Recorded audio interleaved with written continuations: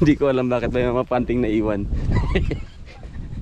Hindi ko alam kung ano mga pinagagawa ng mga tao na pumunta rito. Doon sa last video ko about doon sa mga welder na na-hire ng company namin, hindi ko alam na nag-hire pala yung company namin ng welder.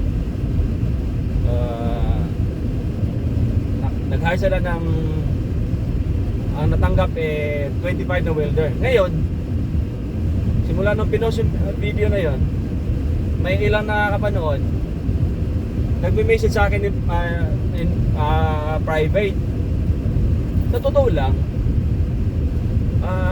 gusto ko lahat makakapunta rito sa Canada. Ang problema, wala akong kapangyarihan na mag-hire.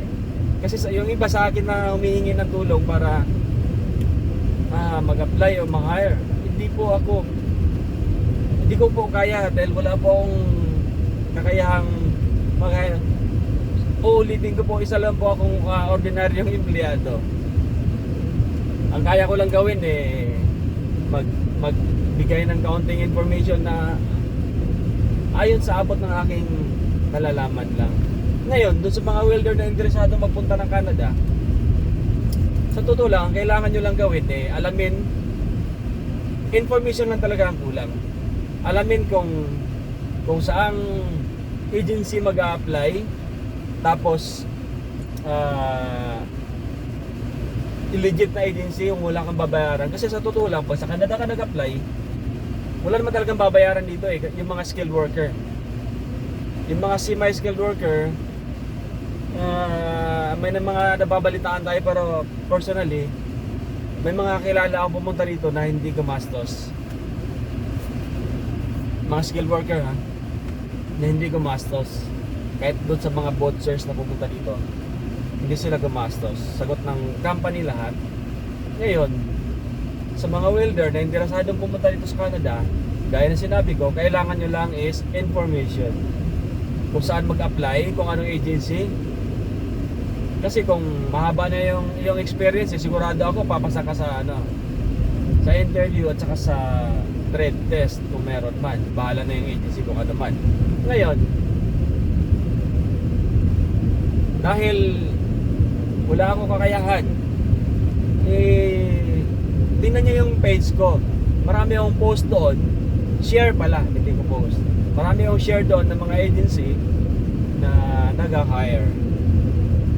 O baka sakaling doon kayo makachamba. Malay mo, yung mga sinishare ko pala papunta pala sa company namin. Hindi ko talaga alam kung saan company yung mga hina-hire. Gagaya ng mga na-hire nung nakaraan na papunta na sila dito, 25 katao, mga welder, company pala namin.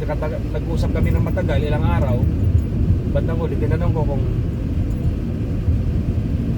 saan company sila. Dito pala sa company namin, nagulat din ako. So yun.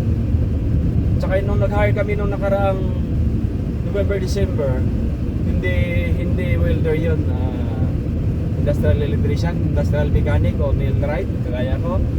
Tsaka set up sa CNC. So yun. Anyway, yun lang.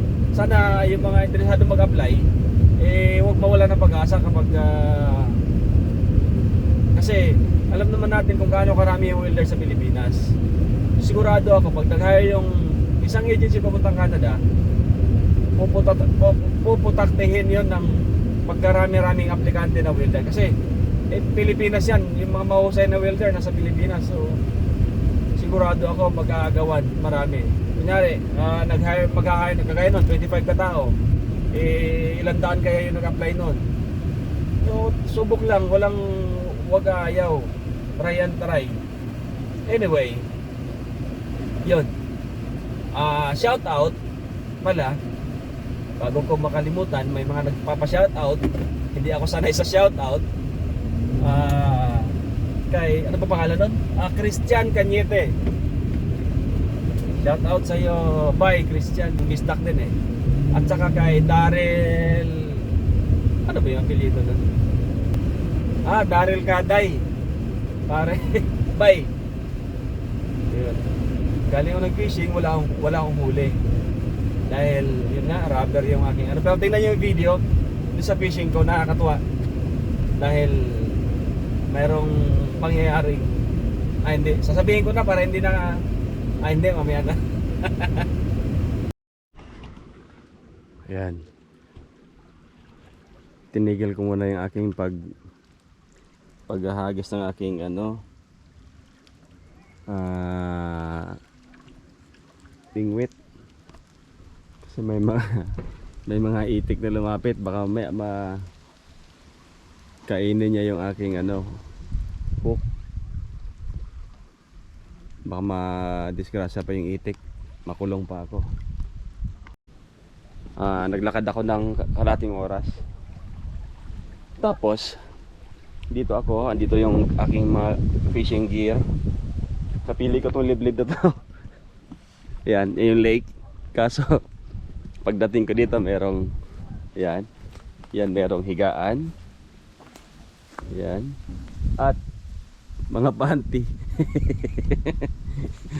Hindi ko alam bakit may mga panting naiwan. Hindi ko alam kung ano mga pinagagawa ng mga tao na pumunta rito. Ayan, nawala na yung mga gansa. Tutuloy ko na yung aking pag-fishing.